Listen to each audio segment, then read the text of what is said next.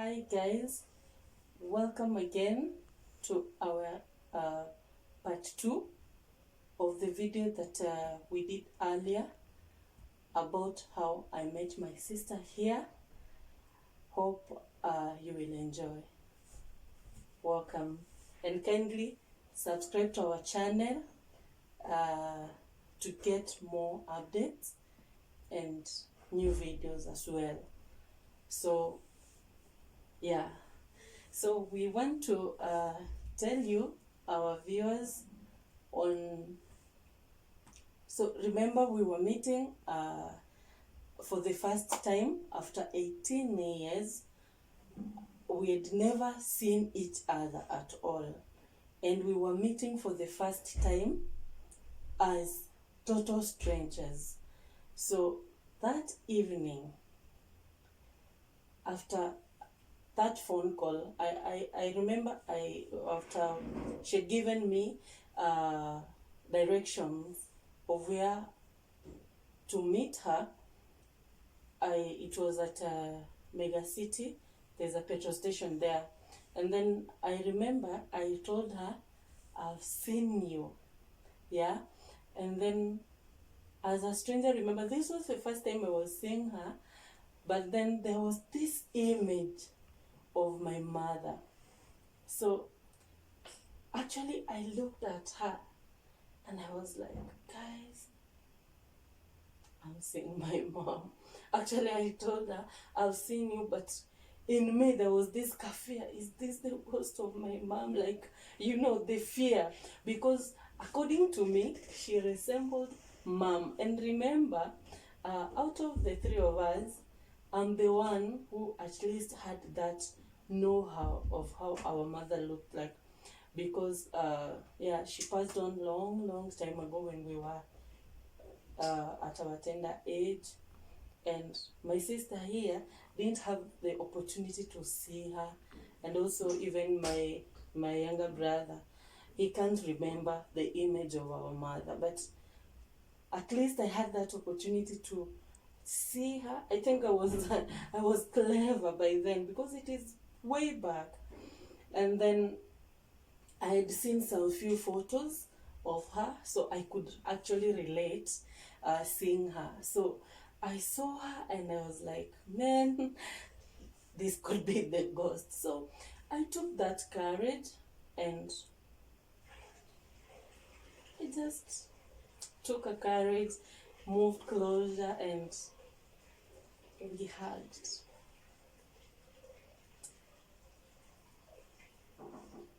That is one of the happiest moments in my life.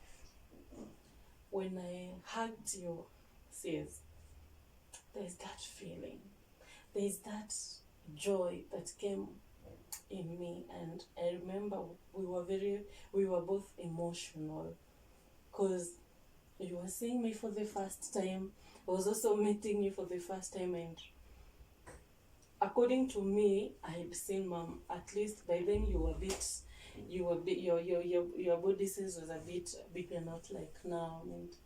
And I really related you with mom, and this is the best thing that ever happened in my life. And guys, this is real. This is a true story. Some of you are asking if this is a true story. Guys, we're not doing it just because of more viewers and because of subscribers in YouTube.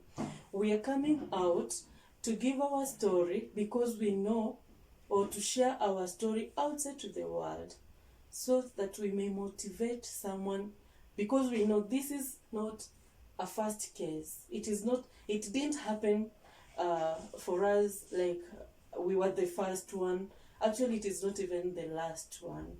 But I know there's someone out there who knows that they have siblings outside where they are, or siblings that they've never met, biological parents that they've never met. Like in my case, I did not meet my sister and dad. And whoever that I knew was not him. But I still respect him, He passed on the other day. May he continue to rest in peace. I salute him and I loved him and I still recognize him. Just to be identified with that name alone is just an honor. And I want to encourage someone out there. Be encouraged to take that bold step. Actually, when I shared with grandma and my cousins and those that were closer to me, they told me, no, if they're looking for you, let them come.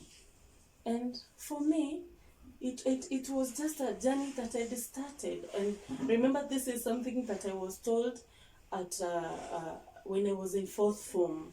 So this is something that deep within me, I had that push, getting to know them. And so when I got that call, it's like my head blew, and I remember I lied that we are having a tour to Eldoret, and my sister here also because she was in college and she didn't learn this she didn't learn about me or about us through whoever she was staying with. She learned it out from that our uncle. So she didn't know if she says that hey, she's met or she's going to meet her sister, what could have happened. So she didn't know the repercussions after that. So she had also to lie that she's going for a tour to Mombasa, guys, just for us to meet. And see the risk that we took. So we lied, yeah, because we both wanted to meet. And sometimes when you're faced with, making decisions, you have to wait out of your way, out of that comfort zone, and take risks, guys. If you know that there's a brother somewhere, there's a sister somewhere, me want to encourage you. Take that step. Start that journey. It is never late. Even if it is 30 years. I know some of you are 30 years or 40 years. You've never met your biological parents and they're still there. Just know them. Even if they're not rich. Even if you're okay. Even if you know. Put the bitterness aside and just know your people. It is not about what will they help, or it wasn't about what I could gain by knowing them. I just wanted to know them just like that. Just to know my sister and be together, bond and grow. So guys, we promise you that we'll tell you what happened that particular night. So sis, I invite you. Yeah, because you were the host then. Yes. So can we tell our viewers? Because we're strangers. Yeah, it was a very nostalgic moment for us, because this time round we used an excuse that we had trips. Our colleges had trips that had. Now, for my sake, I had to say that we had some 4 days trip to Mombasa, so that at least I could get that opportunity to go outside our family. And for her, hers was for Mombasa. Now this Mombasa, mine was for Eldoret. Yeah, and guys, I don't know how they bought the idea of me. I was doing packages, computer. I was in computer class. I don't know how they bought the idea of, computer students going for a trip. Guys, that was God. Yeah. And this is what God can do. Yeah. If you're determined to pursue something with God, when you put God first, everything is possible. Yes.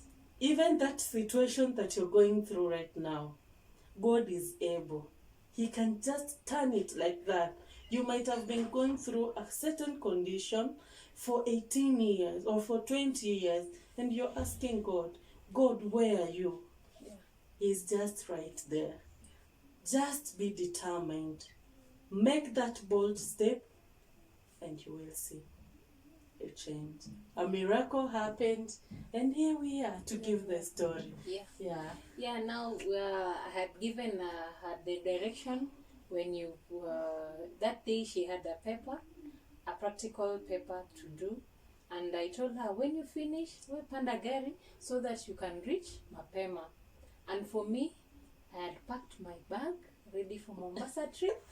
The Mombasa trip, Mombasa Nakuru trip. Yes. So we had agreed, you come, we know each other, then you will take me back, and I also know where you come from to Nakuru. That was then. So when we met at when I told her where to alight from, apparently she had alighted behind, which was a Nyamasaria area, finding out that was not the stage where she was going to alight. Actually, it was my second time to Kisumu. I remember there's a time I came to Kisumu, but I was back in high school. So let me say it was even my first time. Yeah. So I saw the lights and I was like, I'm in Kisumu. Actually, the anxiety made me to alight, and then I had to take another vehicle towards Mega City. Mega City, that's a great memory. When I see that petrol station, I remember the miracle that happened there. Yeah. So I told her, just reach at Mega City. You'll get me at the petrol station, which is written Kennel, which is now still the Kennel that we still have there. I was there anxiously waiting. The rain had rained, and it was now very cold, and it's getting dark. And I was very frightened. Hey, I'm in my home place. They know that I'm now on my way to Mombasa, and I didn't want to be seen by anyone from my house. Maybe they could be passing. So that fright, you're waiting for your visitor, you don't want to be seen because you're supposed to be in Mombasa and you're in Kisumu. Yeah. So I was there waiting, busy clicking my phone, checking on my phone, is she calling? The anxiety. The anxiety. Now you're like, hey, anafanana aje? Yeah, you want that urge of wanting to see someone for the first time, and this is somebody that is going to impact in your life. That's someone that you've been wishing to see. Now that day has come. It was very, very nostalgic. Now that when she came, she alighted, she called, umesimama na wapi? I said, niko tu hapa nyuma. Now she turned, she was the first one to see me. The way she said, she just saw the face of our mom. I can say for sure, I didn't see my mom. I can't even remember her face, but she had the opportunity to do so. Yeah, now she saw that face. Hata nimekuona, and akakata simu. Now looking at her, by that time, I just also saw my image in her. I saw my image in her, and I was like, oh my God, this is my sister.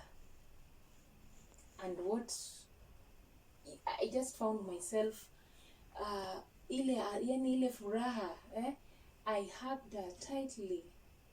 And then I can remember we really took time there. You don't want even to know other people to yeah, we had like we were madmen. Yeah. We didn't care. Yeah, we didn't care. Now from there, tumesha meet, yani una feel that some attachment, yani hata damu inasimama kidogo, yani you feel your heart is beating, furaha, yeah. That was the experience of that night. Now we are supposed to be going to our friend's place because we had to get a place to rest so that the next day we could find ourselves back to Nakuru. You were with Cynthia. Yeah. Your friend. Yeah. So it was a confusing moment, and I remember the friend that she was with just organized. We got to her place somewhere, I can't remember where. I'm still new in Kisumu. So we went there, and she gave us a room. Actually, we didn't sleep. we were like, you know, that I want to speak, she wants to speak. How have you been? What is, you know, the background, like, how are they treating you? You know, guys, when you meet, it's like, unakaa wapi, kunakaa aje, like umekuwa ukiishi vipi. And then I was also, you know, like her, I had the notion that because alikuwa anakaa na dad, so yeah, so she had her own experiences also. So we exchanged that night, and then actually we didn't sleep. We cried, we laughed, you know, and then we took the next morning we took bus to Nakuru. Yeah. Yeah, it was first time for her to be in Nakuru. Yeah. Yeah, apparently she tells me that she used to pass, you know, through Nakuru to When I'm going to Nairobi or Yeah. Mombasa, Yeah. but she'd never been to Nakuru. So I remember that day I became her tour guide. I could tell her, you know, now we're in Kericho. Yeah, she was familiar with Kericho, actually with the, you know, the tea plantation and all that. But from there, I was the one who was telling her, now we're in Chepsion, we're in Londian, you know, we are Total, Sachawan, and all the way to Nakuru. So guys, because I liked that we went for a trip to Eldoret, so I had to, you know, prepare them at home. Actually, I called grandma and I lied to her. I told her, Shosh, the person that called me, that I told you, my sister, so she's decided to come and she's on her way from Kisumu. And we are also back from Eldoret. We're on our way and I'm going to meet her in town. And then, so be expecting a visitor. And I'd also told all my cousins that were around, and my uncles, that is my maternal uncles, and aunties, and you know, every relative that was around. They were so excited. You remember, this is something that was in heat for many years to us, but them, they had the story. So it was like kind of a miracle to them also, having to meet the child that they fought for when she was young. When my mom wanted the child, how does it? Possession. Yeah, To yeah, possess. child, you know, child possession or something. So she was never given that right until, you know, she passed on without winning the case. Mom, may you continue resting in peace. We are here today, and even the angels in heaven, I'm sure they are happy and rejoicing that finally we took that step and we are together just the way you wanted to raise us. Though we were raised in different backgrounds, we were raised in different dynamics, yeah, we took it, and we thank God that surely this far He's been Ebenezer, and we're gonna make you proud. Yes. Yeah, we're going to make you proud. Yeah, so Now, her this experience. on our way to Nakuru, my head was really ringing now. How are these people looking like? How will they receive me? What are they going to say about me? I can remember tulifika at the stage, we took another vehicle to free area. Now, Yeah. me, I like, Kisumu hapa ni dakika mbili, you're in your Yeah, next guys, estate. those who are from Nakuru, or you know, Nakuru free area is, you know, is a ghetto, and this one, you know, guys, it is not a laughing matter. It's just to encourage you. Sometimes we cry till today. We talk and we break down, and we are just strong for you today that things are possible. Yeah. Don't give up. Things are possible. Yeah, I reached, we now alight at a stage near the house that they were staying in. Now at the doorstep I was welcomed with one of my uncles. Kaniambia karibu karibu karibu in our language. Now I entered. The first person to see is my grandma, who looked at me and said, "Hey, you just look like her. There's nothing that is. You're just a duplicate of your mom." That was the first I was given, and I really felt bad that I have no even that chance even to reverse everything to any nimone to that I feel, ilikuwa inaniuma yani. You mean I was just this way? This is how I look like my mom? Why couldn't I have that opportunity? That's why couldn't I be given that opportunity to share time, good times with her? But that is the plan of God. We accept it and move on. But this is now for you, who is out there, who is really hurting in her heart or his heart, of asking yourself, where is God when all this is happening? Just know that God is there. Maybe you're there and you pursued child or children custody and you've not won the case, or you gave up. We're here to encourage you. Don't give up. Continue praying. Praying. And if you think that you've lost it, you've not lost it. Just stay strong, live healthy, because in the case of our mom, she was so frustrated. She developed issues. I remember she even got stroke because of the stress, and she didn't make it. She went very young at 33 years, and we are here today giving a story. But you are there. You can make this right. Don't feel like you've lost the case, or don't be frustrated until you want to some of them get frustrated and they even commit suicide. They make decisions that they lead, they get diseases like our mom did. We're here to encourage you. Stay strong for your children, even if you're not with them. When they reach 18 years, no one will stop them from meeting you. Continue creating memories for them. When the right time comes, actually, when the perfect time of the Lord comes, He will make it happen. They will meet you, and you will give them that life. Continue to build yourself for them. This is an encouragement, and also for the young parents. Sometimes things happen. Life happen, love happen, and also divorce comes, and when the love is dead, abusive and all that comes, and we want to kind of encourage you or advise you, before you make that decision of leaving that marriage, put your children first. Where children are involved, put your bitterness aside, put your pride aside, consider your children.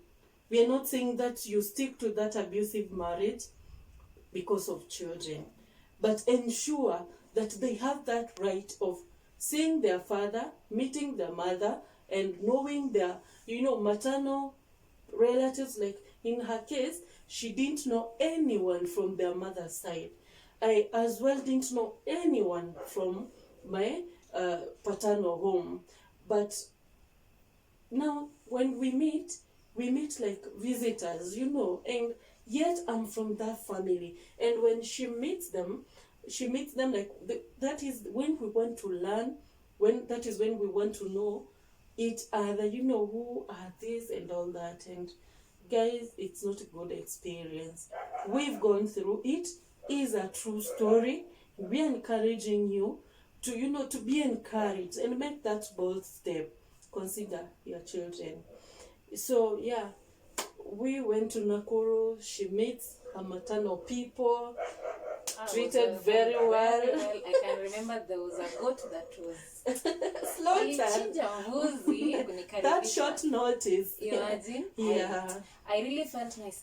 In my nini, kwa roho yangu nasema, "Kai, wamechinja hata mbuzi." Yes, it was something that was I you felt know? honored, by the way. Yeah. I really felt And honored. so Yeah, it was a that's short right, time. yeah. It was a short time. We had good time together in Nakuru. The morning came, she had to leave because you know it was a tour. And remember, the night that she was supposed to spend in Mombasa, we spent it in Kisumu. And so that day we had to use it because it was 3 days, and the fourth day back to Kisumu again. So yeah, we went to Nakuru town. There's a market, top market. We went to purchase for, you know, coconut. So that it could Guys. look real, that I really went to Nakuru, To Mombasa. Get to studios, and you know the studios that has that you know the dogs the horns. sign in Mombasa. Yeah. She had to, you know, take photos, a few photos.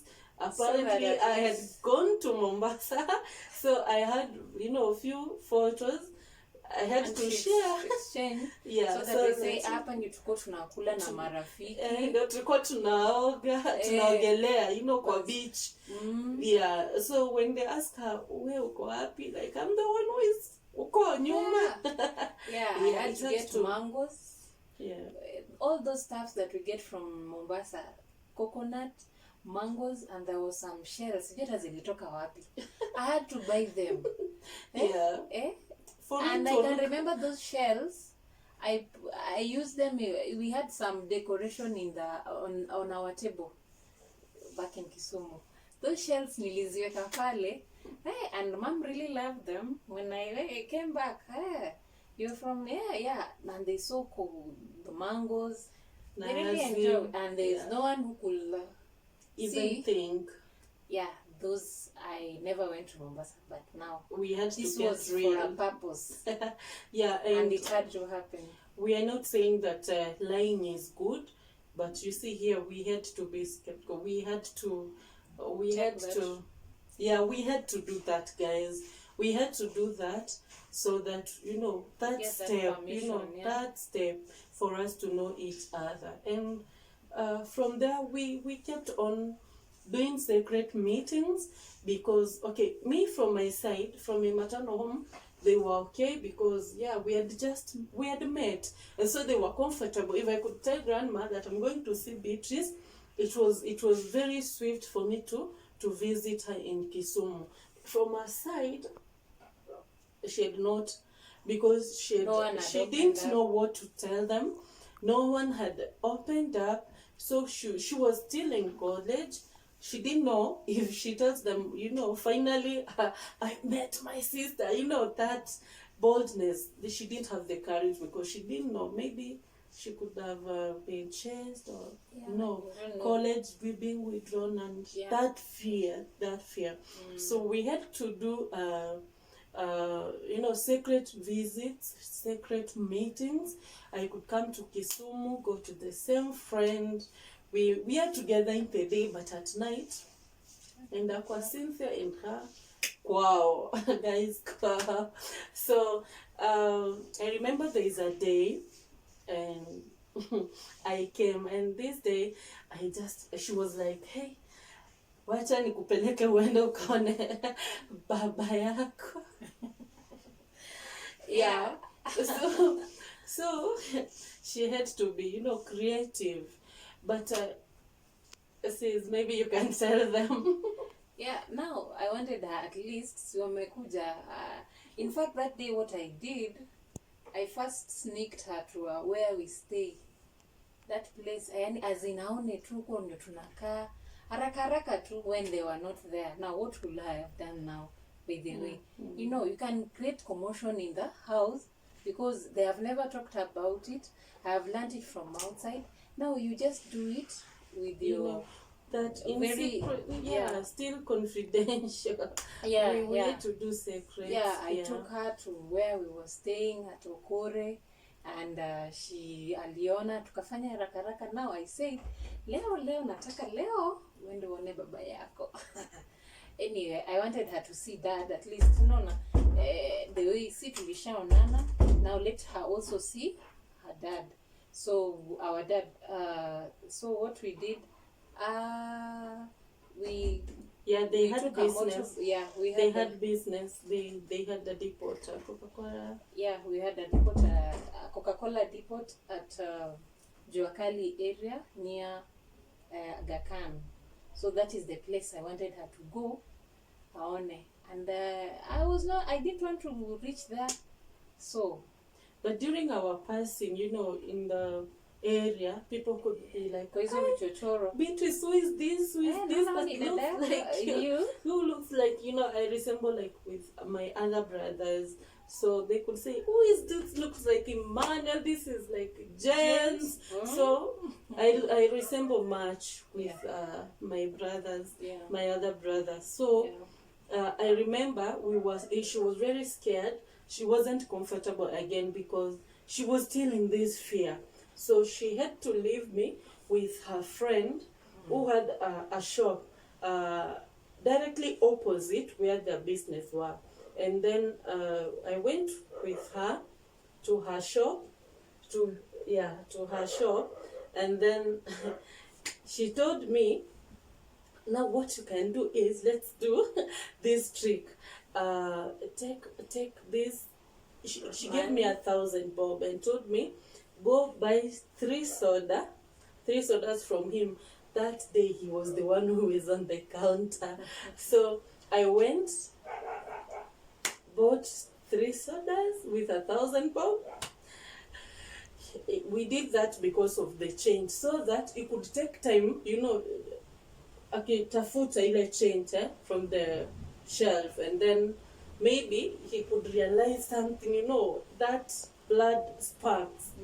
So I went there, guys, bought sodas, went back to that opposite shop, sat there, took our sodas. But for me, I wasn't bitter. I was nervous, but I was not bitter. I was like, I've gotten my sister. If anything, if he accepts, or if, is okay. But for me, I was for my siblings. Because then at 18, you have to fight for your life. You have to, you have to hustle. You have to, get things moving. And it happened. So now, if you want to know what happened after that, my dear viewers, yes, if you want to know after that soda, of course, he didn't, recognize me, but the next video will tell you more what happened. But be encouraged. Let this video help you to, to be encouraged. These things are real. It is not a movie. Guys, it is not a Nigerian movie. It is real. It happened to us. It's happening to some of you out there. Be courageous enough to face it. And don't be bitter, by the way. Don't have blames like, oh, my mom left us, oh, our dad abandoned us, oh, what. No. If you want God to work with you, if you want fortunes like this, put bitterness aside, blames aside, everything aside, heal from inside, and then conquer the world. Bye-bye.